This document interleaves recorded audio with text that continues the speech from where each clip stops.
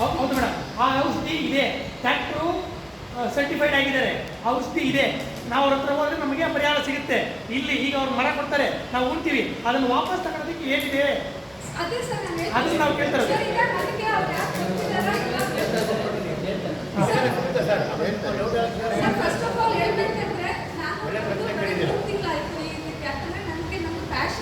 ವ್ಯವಸಾಯ ಮಾಡಬೇಕು ಅನ್ನೋದು ಈಗ ಇವರೇ ಅಲ್ಲ, ಯಾವುದೇ ಒಂದು ಕಂಪ್ನಿ ತಗೊಳ್ಳಿ, ಒಂದು ಸ್ಟಾರ್ಟ್ಅಪ್ ಮಾಡಿದಾಗ ಇವೆಲ್ಲ ಎಲ್ಲರಿಗೂ ನಾನು ಆ್ಯಕ್ಚುಲಿ ಒಂದು ತಿಂಗಳು ಟೈಮ್ ತಗೊಂಡೆ.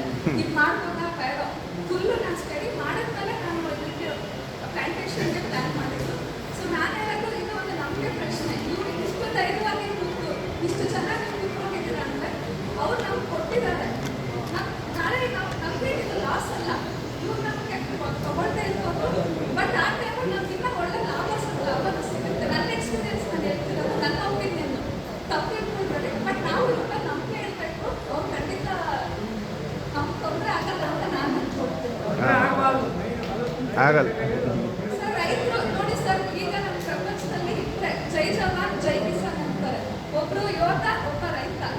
ನಾವು ರೈತರು ಅವ್ರು ಯೋಗ ಮಾಡ್ತಿರೋದು ಯಾಕೆ? ನಮ್ಮ ಒಳ್ಳೇದಕ್ಕೋಸ್ಕರ. ಹೌದು, ಇದೆಲ್ಲ ಅವ್ರಿಗೂ ಸೆಕೆಂಡ್ರಿ, ಅವ್ರು ಪ್ರಾಡಕ್ಟ್ ಮ್ಯಾನುಫ್ಯಾಕ್ಚರ್ ಮಾಡ್ತಾರೆ, ಎಲ್ಲ ನಿಜ, ಬಟ್ ಒಂದು ನಂಬಿಕೆ ಇದ್ರೇ ಒಂದು ಇದು ಬಾಂಧವ್ಯ ಬೆಳೆಯೋದು.